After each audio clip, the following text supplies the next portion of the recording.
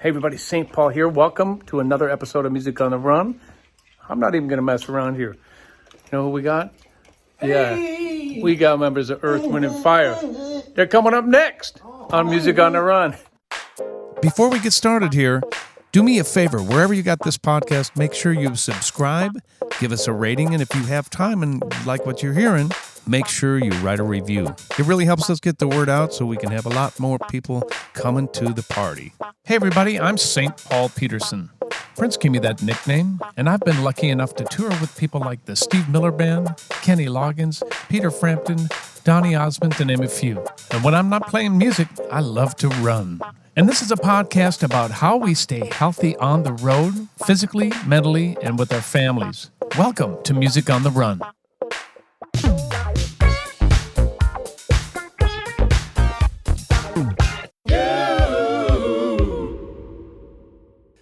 Hey everybody, welcome to episode 57 of Music on the Run. I am your boy St. Paul Peterson here at the beautiful Creation Studios. This studio goes back over 100 years.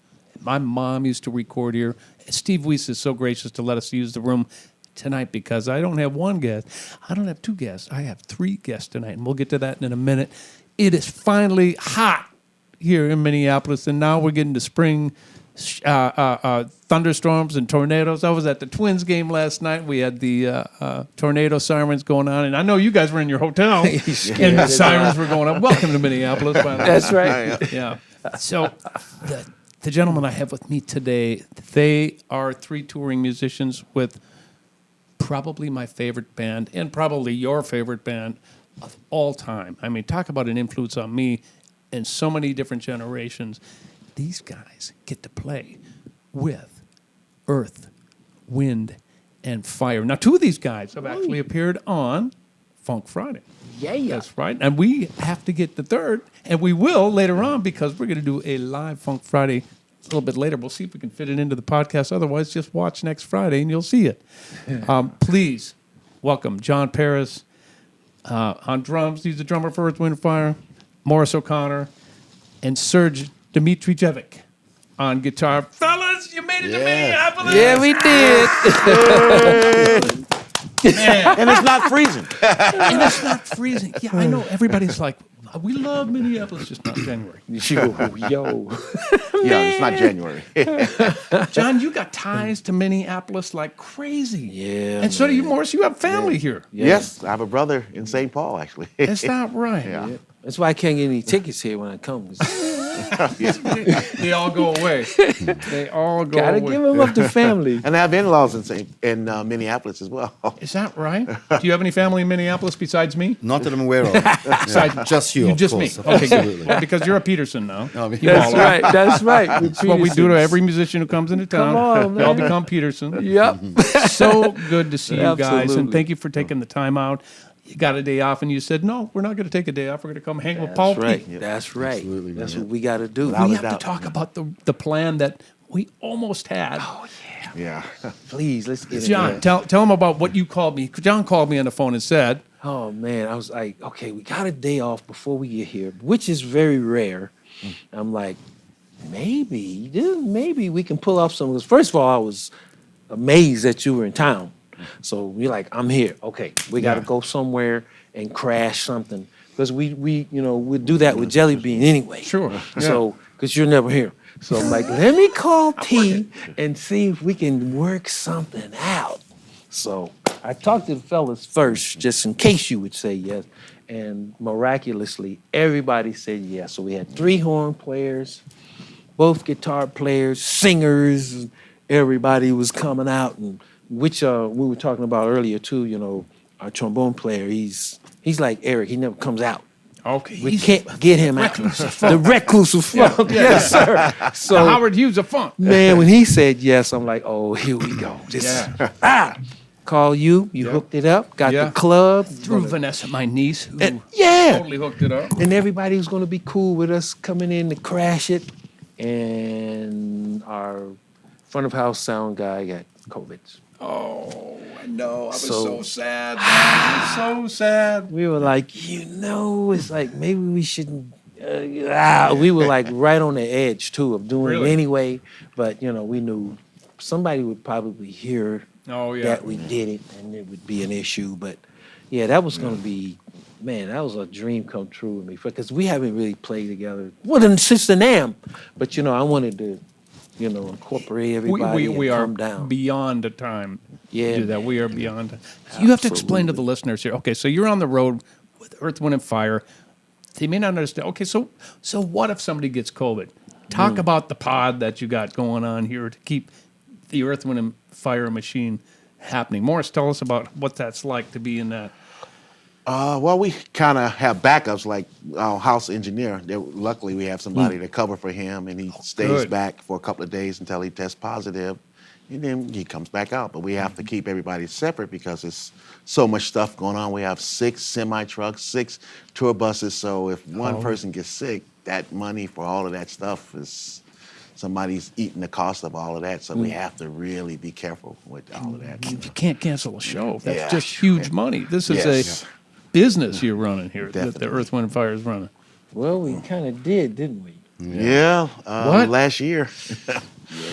What happened? Well, I'll let Serge go Serge, first. and then I'll tell Your him. turn. What did I do? But I throw it in your lap. Yeah, so, well, just to answer your question, yeah, we have to kind of be cautious. So that's why that particular jam that we were trying Yeah. to get together, as much as we wanted to do it, we just thought, you know what, just to be safe, because if any one of us goes down, it can cost the show. So it's, and unfortunately, that's what happened last year. That's what John and Morris were referring to.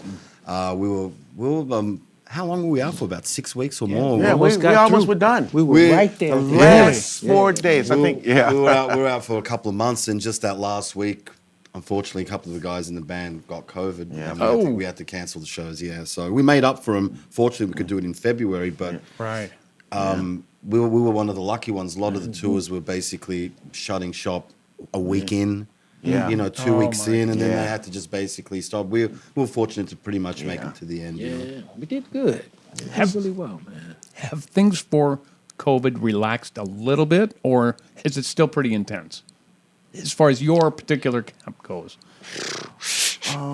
I think it's a bit more relaxed. It's a bit more relaxed, but we're still being diligent as far as taking the precautions, Yeah, for us, wearing it's like- masks, just Doing a PCR test before we go out on the road. Yeah. doing that Smart, stuff, yeah. otherwise, not hanging in rooms with lots of people, hence not being able to do that thing. So, Yeah. Right. But the audience, Right. they're like, what mask? They're like, "Yeah." You So- do see some with masks, but you'll see. hardly any, it's Yeah, like- it pulled back, but Everybody's tired of them, but man, I think Yeah. they saved a lot of lives. for sure. Oh, yeah. For I think sure. they saved a lot of lives. All right, so we got to hop in here now. Because there's 3 of you, I'm just going to ask some questions of you. John, what is your Minneapolis connection? I think I've known you probably the longest. Yeah. So- Well, okay. How much time we got? 6 hours and 42 Let's minutes. go. Okay. Okay. Give me the condensed version of your Minneapolis. That's a tough one to do. Okay, so I'll go in as quickly as I can. We were in a band, in Oakland, and it was relatively competitive, but friendly competition. We all helped each other out and grew. Eddie was in that band. Eddie was the leader I of love the band. him. Yeah, so we got horns, the whole thing. We stepping in the whole nine, right? So when Sheila left George Duke, now we're talking 80, 79, 80 right. or so. She decided she wanted to do an R&B version of herself, come out front, on the drums. So I knew who all the Escovedos were, because, I'm like percussion, like up there. Of course, pops. And we're looking at her, fantasizing the whole nine. But I digress. Join the club, bro. So- Join the club. Yeah. I think we're all members of that club. Brazilian Love Affair, that album was like, Come on, with, I was like, see, I remember. I was like, who is that? Oh, Yeah. We were in competition with each other. But that's of another course, story for all another of us time. were, Anyway, man. yes. So, Continue. she put her brothers on the case, go around looking for some musicians, I want to scoop them out. And I saw one at a gig of ours. I'm like, I know who this guy is. I'm going up to him so they see what's going to happen. Right. And we're kicking it, and I'm thinking, I got to pop the question, right? And he goes, yeah, man, your keyboard player, man, he's really great, man. I'd like to meet him. Right? I'm like, yeah. Keyboard player that was playing with us at that time was Cat Gray. Oh, no kidding. Yeah, Cat was, Okay. and he doesn't get enough credit. I was, it's ironic we're talking about this now. I was telling the guys that he doesn't get enough credit for like doing this whole thing. So Cat goes and auditions, tells us, gotta go, playing Yeah. with Sheila Escobedo. Like, of course you gotta go do that, right? Maybe 5 months later, he calls me. And Cat, he don't call you to chit chat, So Right. I knew something was up when he called, and he said it was about an audition for Sheila. I'm like, man, why would she want me on drums? She plays. He's like, no, it's not like that. She's gonna be out front singing.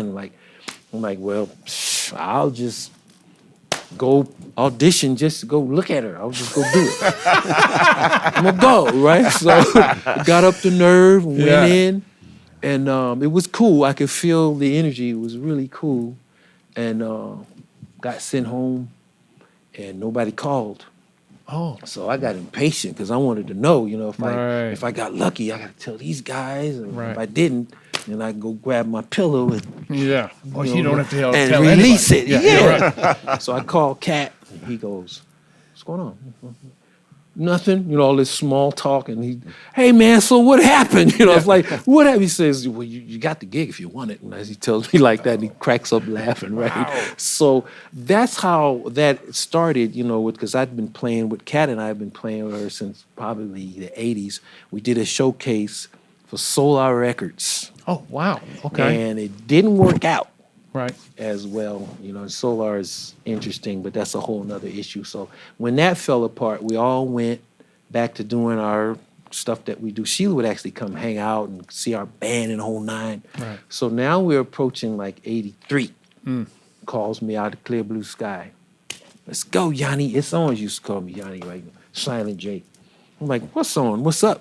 The records are done. She didn't give me any details. She just went right into it. The record's done. Prince did the record. It's on. We're doing the Purple Rain tour.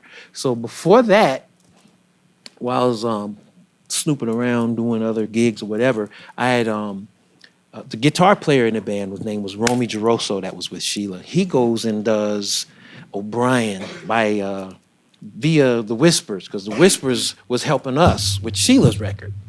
Don Cornelius calls the Whispers, hey, I need a guitar player for O'Brien. Calls Romy. Romy calls me for O'Brien. So I go do it, and while I'm in that situation, he decides, Mr. Cornelius, who's ever one of my mentors, I love that man. He was incredible. I'm cutting my teeth. We're all cutting our teeth out there at Larrabee. Remember Larrabee Studios down Of there? course, yeah. Larrabee. Little Silas was Jr. I used to hang yeah, out with all the that's time. right. There you go. That was Lil's favorite place. Exactly. Yeah. So we're in there figuring it all out, making mistakes or whatever, and just figuring out how to record as opposed to playing live gigs all the time. And Don decides he wants to sign the band also, aside from O'Brien. So we signed this contract. And if you know anything about Don Cornelius, you don't cross him. Ooh. You don't cross that guy, right? But that's pretty much the reason why I missed the Purple Rain tour. I had to tell her no. Oh. Because I was not going to tell this man that hey, yo, J. Don, Mr. C, check this. No, I wasn't about to do that. But that's the reason why I missed the tour. That right. Yeah, so I was in and out, and after, the Purple Rain tour, I got back in, with Sheila, and we, throughout the whole 80s, But that's how Eddie and Miko got on. You think Eddie would do it? I'm like, yeah, we're not doing anything. We're just playing clubs and making $20 a week.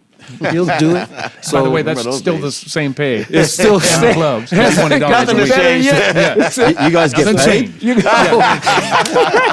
So that's how Eddie and Miko got into, and I'm just like at home watching everybody do the Grammys and the American Music Award, because I was only out for 2 months, but I couldn't leave, and I'm like, but that's how it started, Wow. way back then. Wow.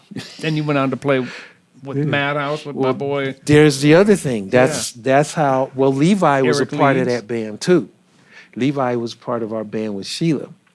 So at that Right, point, right. he was playing bass with Prince, right? Sheila goes, look for a drummer called JP. I'm like, whew, man, which was really, really heavy because I only had like 3 days to learn 16 songs with no titles, How but that numbers. works. How that That's whole crazy. thing works. But if you can hang, then they'll know that. That was another ploy. Can they hang? Can they learn it fast? Yo, That was a thing. man, and I Oh, yeah. crashed it, and I thought I was comfortable, and until our guy walks in the room. I'm probably eating a piece of chicken or something crazy, and we laughing and joking, and Levi goes, like what? Prince walks Yeah, in, of right? course. And I introduce myself and geek out for a minute, right? And he sits on top of the anvil case, and he goes, like, 7. Okay. The song 7. we're Yes. talking about. All right. Yeah. Every Madhouse record was named. I left by that small a number. detail out. Yeah, there Right. you So go. the listeners will go, what is he talking What does he about? mean? Yeah, thank Yeah, you. yeah, no, I got you. 7, I got you. 7. So I'm stalling. And this is why I told Serge a story the other day. That's why I love Eric today. He knew I was struggling. Eric Leeds. Eric Leeds, Right, okay. man, I had no idea what the melody was on that. So Eric starts, he's playing and he plays a melody. Like, okay, I got I love you, Eric. That Yeah. went on all day. Yeah. Got through that one. Just throws up the number 9. I'd be horrified. Yeah, Look at that's this, right. just a great bass pedal down here. He's like, come on, Eric, come on, Eric. Come on, Eric, bro. yeah, please. And he hooked me up. He did, every time. Every All day single long. time. Yep. And then I got the call that I got that one, so I was really happy, man, about that. But it was in November, out here, and it was snowing this way. Oh, yeah. I grew up in Chicago, so I know So- about this kind of- I know you're from the Midwest. I can Yeah. appreciate that. Yeah, but that's how all that started for me, man. And I met all you guys and been loving on me ever since. So I'm so Yeah, grateful and isn't humble that fun for how that. Man. friendship can last that long, man? We don't get to see each other as much as we like, but it just seems like we pick up where we Yeah. leave off, and we got that music bond that will always Yes, sir. be that thread, Yes, sir. That's what's so cool. Morris, No okay, doubt. moving on to you. And there's so much more to talk about. Oh, I can come do back an around. episode on each one of you, man. Yeah, with all let's this, go. with Patti LaBelle and Eric Benet and Stephanie Mills and Bob Dylan. What? Oh, man, Anyways, no. we'll come to that another time. Bob Dylan's from here, isn't he? He is. My brother played on Blood on the Tracks. Oh, Billy P. oh, Played word. upright He on played Blood on on the that. Track. Oh, man. For his 60th birthday, I got him a platinum record of Blood on the Tracks. Oh, that's He had to clear awesome. it with the management. They're like, absolutely, no problem. Wow. That's awesome. So Billy, yeah, so Billy is unbelievable. He's been like a mentor to me. Obviously my brother, but he's a ridiculous player. So anyways, you all get to know him. Yeah. You've been with Earth, Wind, and Fire for how long? About 14 years now. This guy here called me. Is that okay? Well, yeah. So tell me about the call. Tell me about the call. Okay. I want to hear about the call. It was crazy because I Because you've was been with them since Like- 2001, Yeah. right? Yeah. Okay. Yep. because prior to that I was with Stevie Wonder. So Oh wait. So- wait, Man, we got to don't- go back. Hold on. You Hold just the short phone. circuited him. You played with two of my idols. He said, 2. Killing me. well, that audition was nerve wracking. Which one? The Earth or the Stevie one? Stevie was Okay, because just give me a little snippet. Give me a snippet of that one. I met Stevie at a club I was playing in the south of France. And Nate said, man, Stevie loves, because he came and jammed with us. Nate Watts, the bass player, said, Stevie loves what you're doing. He's going to call you for the gig. When that chair opens, I'm like, oh, this is some Hollywood stuff. He's not going to call. Right. 2 years later, in '96, he calls me. This is in '94. No. 2 years later, he calls me. Say, well, you got to come through. We're going to be at Third Encore rehearsing. Right. Maybe you just got to turn his head. I'm like, I got to turn Stevie Wonder's head? Really? Yes. So I go there. He said, just learn all the stuff with horns. Don't bother learning the Natural Wonder album. So I said, okay, you know what I'm gonna do? I'm gonna learn a Natural Wonder album just in case. Of course. Because they had all those accents, so I made sure I learned all of that stuff. And I would come in there and we just play standards. I mean, I'm like, really? Stevie didn't show up till like probably maybe 9 or 10 o'clock at night, and we'd been there since 12 noon, and he'd play some McCoy stuff and like, okay, yeah, let's do it tomorrow. I'm like, really? So I was, Nate would say, learn all the stuff with the, you're gonna play the guitar stuff because we're not bringing horns. We not bring horns out on this run, and it's like, okay, so I'm staying up till 5 or 6 o'clock in the morning learning all the stuff. Then he sits down. I played, what song was that? Tuesday Heartbreak with him. Oh, yeah. To the heartbreak. And so we jammed that for a minute, and then we played Days of Wine and Roses. What? Yeah. Yeah. He loves, I mean, because the other guitar player was this guy, Rick Zinniger, who played like Wes Montgomery, Schofield, Stern, Yeah. Pat Metheny. I'm like, Was he Really? was he testing you today? Was that a test? yeah, because he likes playing jazz and Right. stuff like that. I think that year, he had a mental block on playing giant steps. So, he had a mental. So he would try. He was going over. I think Rodney Franklin was playing keyboards, and he was Okay. showing them giant steps. And for the whole year of '98, we did not do one show without playing giant steps. No, we did not do a show without playing giant steps. But back to the audition. Yeah. They said, "Well, look, we getting ready to go to Japan. It's not enough time. Maybe you should have learned the natural one." I was like, "I know it." And they called a tricky ending on higher ground. You know that? You're like, ba ba ba da, ba ba ba da, ba ba ba da, ba ba da, ba ba da da. He said, "Okay, that's it. You got the gig." And that's what they said. I was like, so I was freaking out, man. I was like, And you said that Lenny Castro was on some of that? Lenny Castro was later because okay. Lenny had left, and he came. We did Time to Love tour. We were doing the promotion back in 2005, and Lenny, we were in Europe and Japan, and me and Lenny. I didn't know he spoke fluent Japanese. Oh, yeah. He took good care of me. And we were sitting side by side on tour in Japan together, and he knew how to order sake Yes. for me until I couldn't walk anymore. He took me to this place where they had this fish, and they put it. It was under. The fish was still alive. It was like, I was like. And it's like, man, I can't eat that. And I took a bite. I'm like, man, this is really good. It was in Shibuya, I think. He took me to this place in Shibuya. Yeah. All right, so fast forward. We got to get back into Earth, Wind, Fire. So John calls you. We did a tour in 07, and they said, well, we may go out in 08. We're going to do all this, but nobody was telling me anything. It's like, okay, I'm sitting here, and then John called me and said, hey, man, you were in Germany when you called me.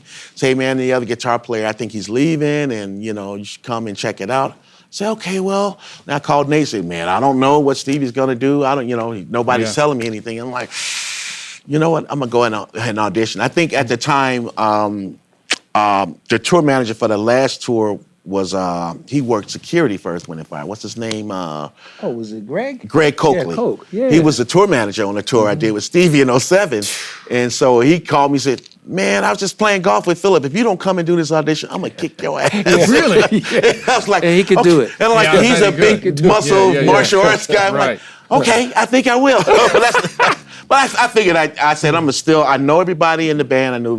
I know John. I knew Myron, who was musical director. I was his musical director on his first gig with Otis Day and the Knights back in the 80s. And Can we dance for Joe Day? Yeah, he knows it. Sorry. I can't help myself. And I knew Gmo, the other guitar player before you got here. We played together with Otis Day and the Knights. No way. And so I said, I know everybody on this gig, but I'm not going to take it for granted. I'm going to learn this stuff. I stayed up all night, made sure. I said, well, since Vadim is not going to be here and they got a gig that's coming up next week, I just better learn the show anyway. And I made sure, same thing, work ethic, and made sure I learned the whole show. And when I came to audition, I was ready to do the show, So wait a minute. There's a little thread going through this here. Isn't it? That I hope that these the musicians out there are listening to. Yeah, work ethic. Work ethic. Yeah. That's right. That's right. This stuff. Gotta put in the work. You're in one of my favorite bands of all time, Art K2, and the common thread is how you got there is working it out. Yeah, same. Being a pro, this is Every time. I mean, even between Stevie and Earth, Wind & Fire, I played with Gladys, and I didn't get a chance to rehearse with her. At the time, Benjamin Wright was the musical director, and he sent me the tapes and the charts, and I did the homework, and I went over that sound check, did the show. And at the time, the bass player, Scott Kennedy, knew some steps that we did on Imagination. And he said, do the steps and it'll freak Gladys out. And so I knew the song. And she's like, hold on, he's new and he's doing the chorus. oh, that's great. But it's like, it goes back to every gig I had to do, you have to do the homework. work. You know? put in the work, and it just makes it easy. It gives you peace of mind, so you can come more relaxed on the gig because you know what's And going you on. can play the music. Yeah. You can get And you can involved play with the that music. great music. Yeah. I mean, wow. For sure. That is unbelievable. We got to talk a little bit more about Chicago in a second. Oh yeah, Serge, I gotta move over to you. Let's see if I can pronounce your last name again. Serge Dimitrijevic. Perfect. Sort of perfect. You got it. Thank God for you- phonetics on my notes here. You forgot my last name, Peterson.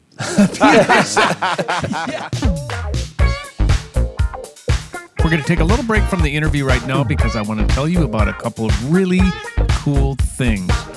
First of all, we're having so much fun with our weekly 1-minute funk jams called Funk Friday.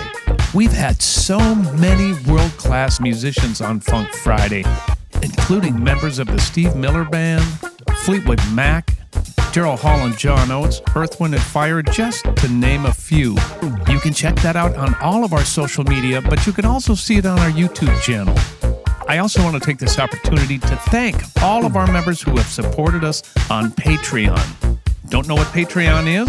Go to www.patreon.com/Music on the Run podcast, and there you'll get all sorts of information on how you can financially help us produce this podcast.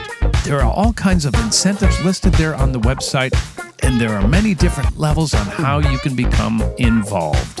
We could not put on this podcast without our patrons. All right, let's get back to the interview. Dimitrijevic. Perfect. Sort of perfect. You got it. Thank God for you- phonetics on my notes here. You forgot my last name, Peterson. That's my middle Exactly. name. I forgot. That's a given, though. Of course. Yeah. So you're from one of my favorite countries of all time. I love, and have so many wonderful friends in Australia. Tell me about the music scene there when you were growing up. Man, it was fantastic. Yeah. It was absolutely amazing. Live music 7 nights a week. You could go any venue. There's 5 bands playing. Yeah. You could stay till 6 o'clock in the morning. It was incredible. And then when I was coming up too, I had that opportunity to do that and work and just cut my teeth in clubs and like the smallest of venues to, Yeah. bigger venues and just, working it out, how it works and the ins and outs of the whole thing and putting in the hours and all of that stuff. But it's really great. It's a great a pit of a whole bunch of different things, and everybody pushes themselves. It's a small country, Right. comparatively, like compared to like America. But there's some quality that comes out, and I think everybody is. I wouldn't say competitive, yes, in a way, but they just really strive for excellence, and to their detriment sometimes, because we have this thing called the tall poppy syndrome, where you can't seem to be doing better than the next guy because they'll cut you down and let you know that you're still, one of us. And it's like, yeah, it's cool. So Right. it's a bit detrimental to that, but it just, it does make you want to sort of, For sure. Man. play better and do all of that because you got people breathing down your neck kind of thing. But it is healthy and it is great. I mean, I haven't been back for about 15 years. I still stay Really? in touch with a lot of friends, and I've been living in Los Angeles for the last 15 years, and last 8 of those is hanging out with these great fellas. But it's still great. I mean, there was the pandemic didn't help anybody around the Right. world, Yeah, I mean, I was going there once, twice a year Yeah. to play, Gotcha. and that was like, oop, Yeah, that sort of stopped, and but now it's sort of picking back up, and it's getting back to what it was like, I think, everywhere else. But it's a great place, man. I'm really happy that I was able to cut my teeth there and learn a lot and play a lot, and I was working a lot. I was very fortunate that I got to a point where I could tour with major artists and do a lot of the sessions and all that sort of stuff. And people were like, "What the hell are you doing?" When I decided to leave, like, what are you doing? yeah. I'm like, I'm going to go to America and, see what happens. They're like, what? How big of a jump is that? Did you have to start Oh, from scratch. completely Completely over? from scratch. I knew nobody. I didn't know Whoa. anybody. I knew a couple of friends of mine, and the reason I moved over, there was a couple of my best friends from Australia. They'd come over, and they were doing some original stuff, and I kind of needed a change. So Yeah. it made sense to me, but to everybody else back home, like, what are you doing? You're the gigs are there, you've got your work in, and I was just like, yeah, I don't know, I felt like I needed some more, you know? Yeah. And so, yeah, basically started from zero and just started meeting people and, hey, I can play, let me play, you know what I mean? And then How would did start you from break in? I mean, were you like sitting in places? Were you just being bold and going? Oh, all of the above, Okay. man. All of the above. And just Because my kid's out there, and this is good word for not only her, but for every other 20-year-old musician in, I don't care if it's L.A., New York, Nashville, they need to know. They don't see the end game. For sure. They're down here fighting for In the every trenches, last dollar to pay their rent. So yeah. this is really important. Oh man, it's Absolutely. definitely Yeah, like that. It's very real. I mean, it's like, you know, if you really want it, I mean, yeah, there are things you have to put up, certain challenges. Obviously, I know I felt that, you know, coming over. I was selling amps and, you know, just trying to pay bills. I'm like, I've got to sell gear. I'm at that point, but it's okay. It's just a bit of equipment to get you to the next level and to pay your bills. And there's nothing wrong with working, right? You know, so Absolutely. you got to do what you have to do to survive. So, but the thing is, yeah, it's just, you know, sitting in or going out where people are, like where the gigs are, where those people that you'd like to play with or be in the scene that you'd like to work in.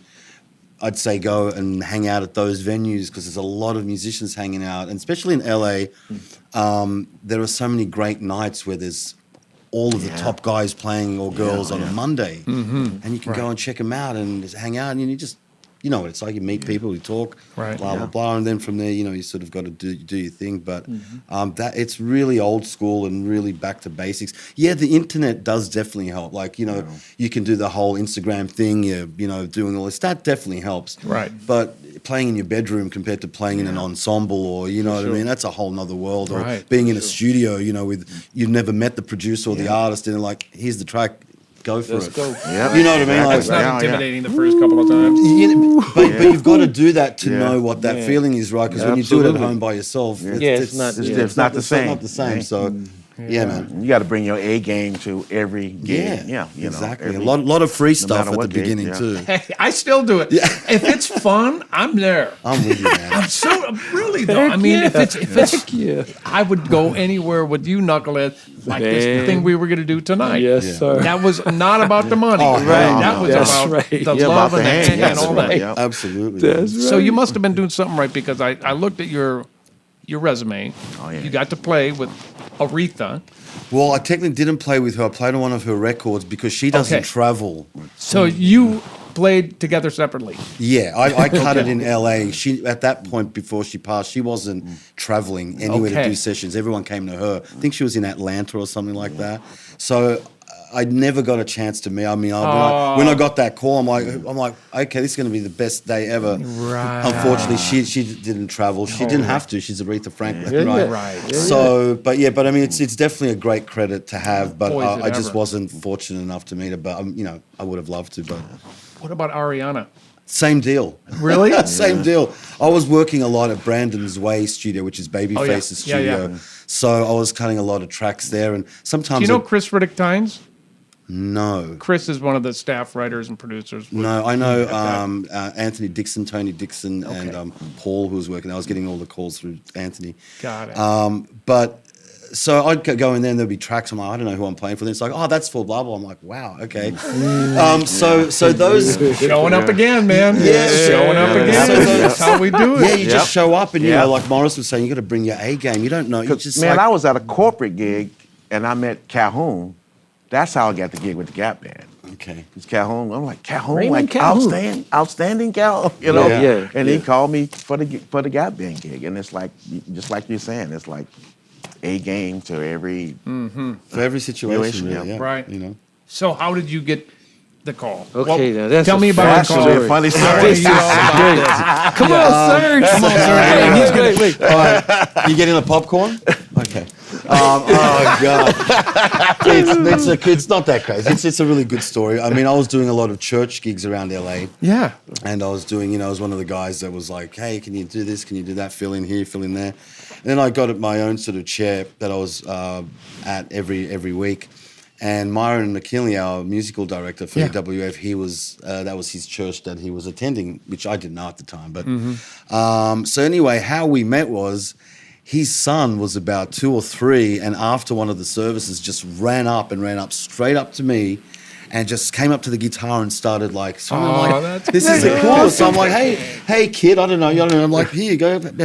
And then Myron was like, he came up saying, man, I'm so sorry. I'm like, no, this is fantastic. You know, I want to encourage kids to like absolutely play. So we kind of met, you know, just introduced ourselves, and I didn't know what he did. He'd come to services. Yeah. And then he asked me one day to record for him for some session. You know, I'm like, for sure.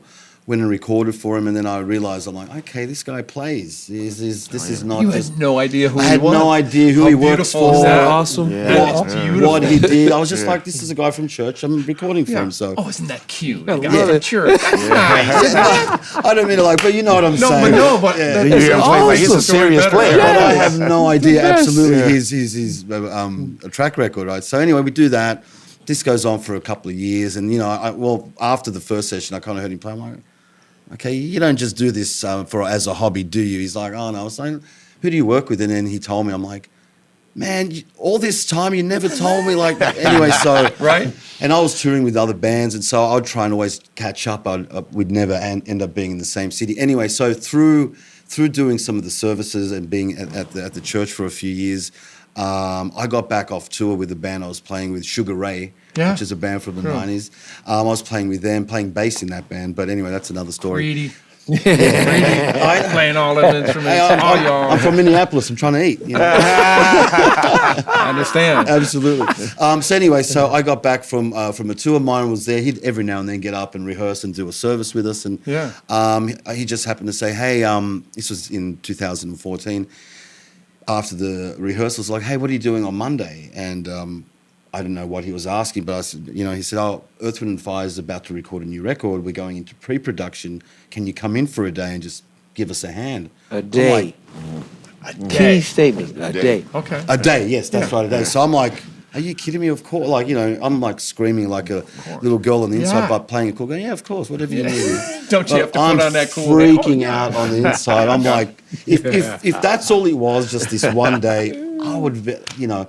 So anyway, so I'm like, for sure, no worries, cleared my schedule. So, and I went in, and the first 2 people I actually met were these 2 guys, believe it or not. Is that right? These are the first 2 guys I actually met. We were still in the car park. Yeah. They had no idea I was coming in. Like, we didn't know who this guy. Who's this guy? So I'm standing there, we're all chatting. So we got a new tech or something? No, he's helping Dre out. Yeah, so we're chatting.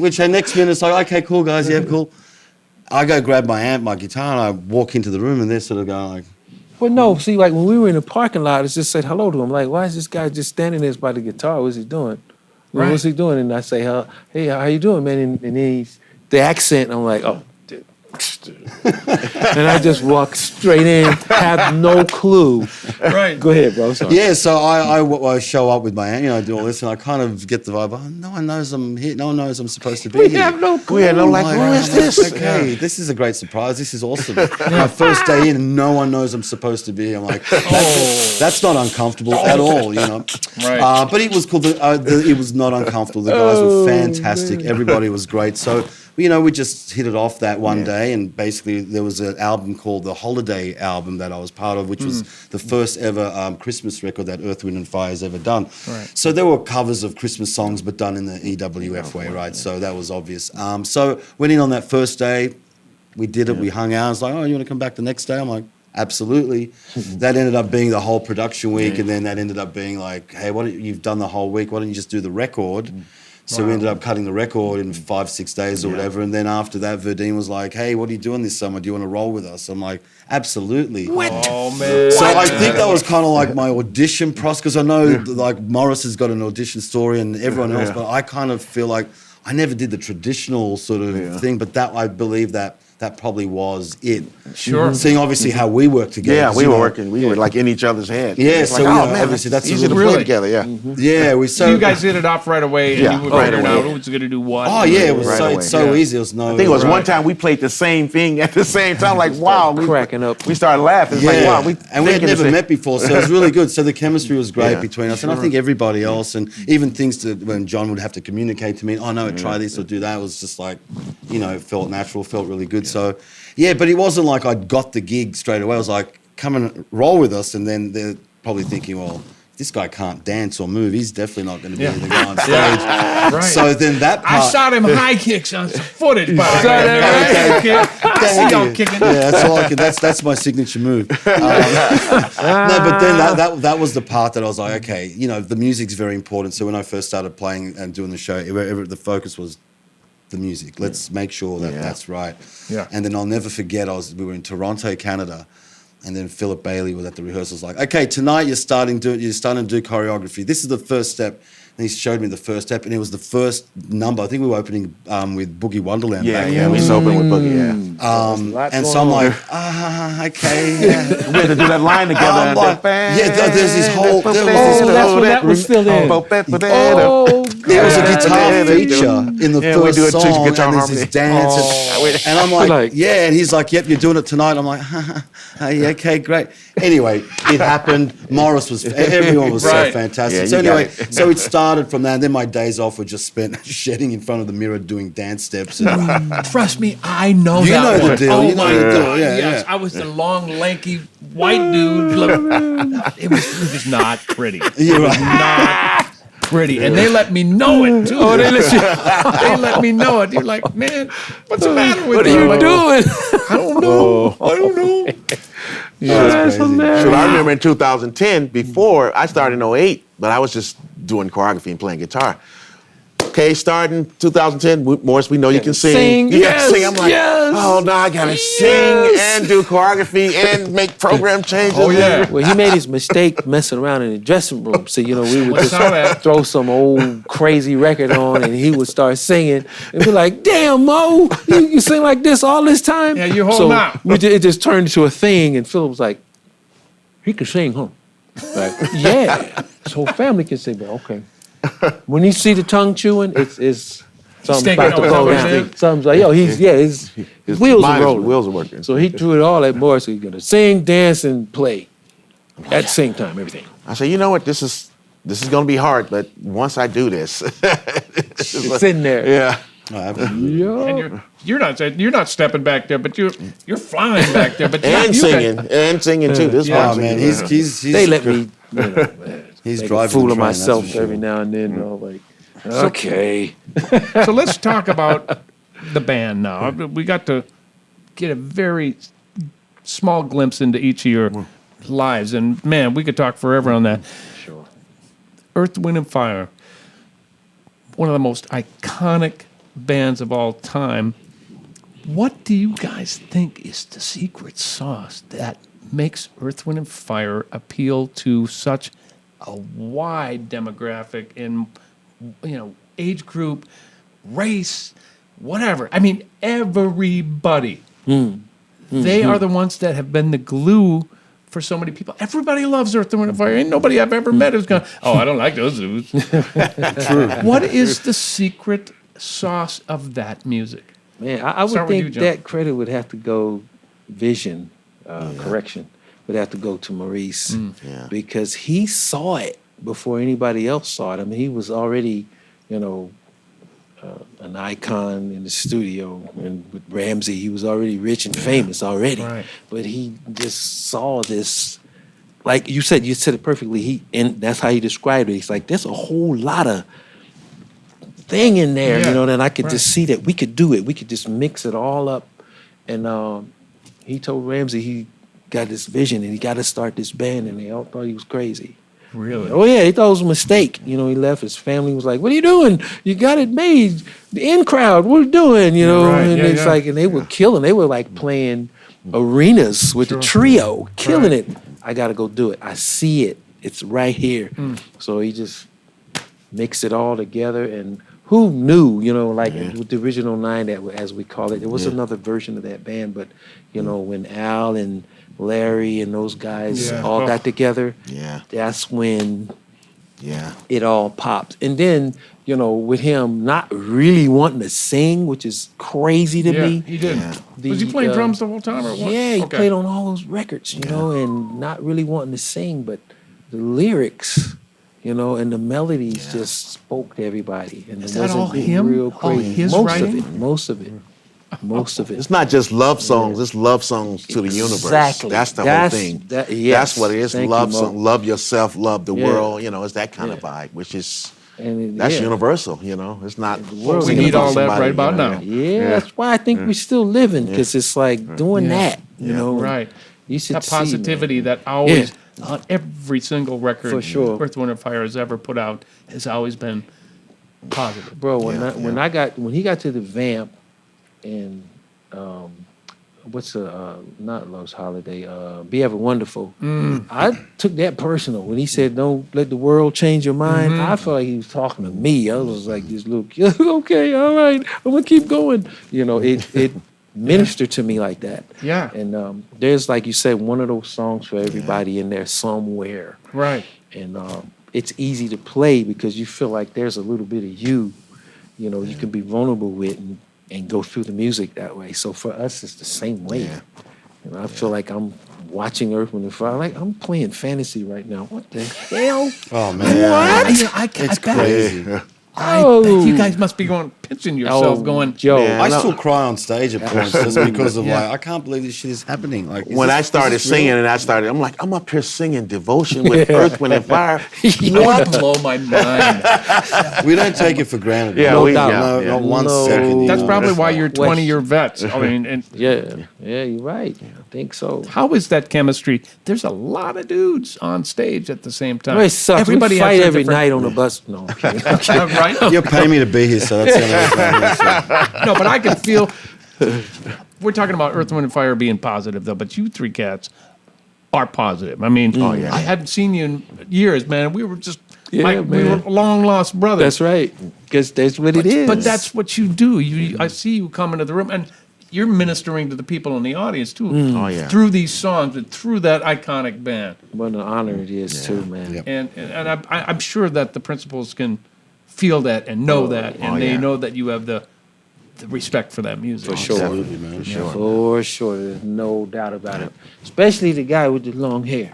Oh, Verdine. Mr. Verdine No, White. I was praying that he might Yo. actually make a little cameo today. Well, He's my I hero. asked We're him. trying. He had a thing. He had we're a thing trying. tonight. But yeah, he Oh, would have. man. Yo, you talking about some amazing stories? Oh my God! I You'd know have that to do a dude. whole episode just Oh with him. my yeah, God! definitely You have know to do what? it. Maybe we can hook that up. We should do that. What's that? 'cause Have that guy come in here and do a podcast for you, even if it's Oh. via Zoom. Because I've known this guy since I was like 20 years old, and he told me a story the other night I never heard. Ooh, I need to It hear never that. stops. Well, This hook me guy up, is like, fellas. we're gonna do Hook me up. We're gonna do it. We'll make it happen. So he is okay. I've met Verdine a couple different times. We have many people in common, us and Jason Sheff and a bunch of other people. I am like a little scared kid going up. Hey, you know how you are when you meet someone. Oh, yeah. Just was like, hey, what's up? Going on? sure. You know, all over the place and very Verdine. But I'm like, he was so cool with me, and meeting your idols can either be a really cool thing or a disappointing thing. Tell me about You that. know, and he did not disappoint me. Nah, he's great. Oh, great. That's Yeah, awesome. very It's consistently amazing person. It's really cool. Yeah, man. How long you out for? How long are you guys on the road? We finished this run. We go to Vegas on the 16th, and we play a corporate on the 18th, and then we go back out with Santana on the 16th Santana. of June. Yeah. And we're gonna be out for a month, home for a week, out for another month, home for a week, out for another month. Then we're gonna do 2 weeks, the last week of October at the Venetian, and the first week of October at It's the Venetian. itinerary right there. Oh, I guess. Wow, you memorized that thing. I asked the right guy. How you do that? It's amazing. So, fellas, we've been in this rat race for a really long time. Mm-hmm. What makes it exciting for you still? Why do you still want to do this? Serge, I'm going to start with you. Oh, great. I still feel, I don't know, man. I love it. I still absolutely love it and get like the biggest thrill in the world by listening to music, playing music, studying it. You know what I mean? Being a student for life with it is the best thing. I don't know. I still get a kick out of it. And I really don't know what else I would be doing because Yeah, same here. I know that sounds so cliche. Everyone says it, but it's kind of true that without it, it's kind of, and I definitely, I know we can maybe all relate, but these last 2 years when we weren't able to do what we do. Yeah, that was hard. Man, that made me really realize like I don't have anything else. Mm-hmm. You know? Reality check, wasn't it? Yeah, Yeah. so and like I said, and I'm being fortunate to be able to play with these guys and the whole Earth, Wind and Fire thing. I mean, that's just the best thing that's ever happened to me musically, as far as, you know, a band that I'd like to be in, and also work-wise, you know, it's a fantastic opportunity. But more so the music, man. I've been a fan of the band since I was a kid, like we all have. So I'm from Australia and I'm playing. I mean, you could never tell me that would happen in a million years. You know what I mean? So I just think still the joy of it still makes me want to do it, you know? Yeah, And you've got funk bands that you're doing stuff I've got my own band, Intergalactic. Tell me a little bit about it. Yeah. I've got a thing with You gotta hear with my It's a bestie, thing. Christian. We kind of moved over together. But yeah, we've been doing this thing for a few years now, and I've done a whole bunch of festivals. We're about to drop 2 new records this year. We recorded them at a place called Sonic Ranch out in Texas. Have you been there? Have you heard? Man, it's this great ranch, self-sustained. You go there, you live there, you play music, record music all day long. They cook, they feed you, you sleep there, and you come back with albums or whatever you're going to do. Yeah. Yeah. That sounds like a thing. So yeah, huh? and we did it to tape, So we really wanted to sort of. Did you really? Yeah, we did the whole 2 records to tape, man. So we really were like, let's play. Yeah. Let's play the whole way through. You know what I mean? Anyway, so that'll be coming out later this year. Intergalactics.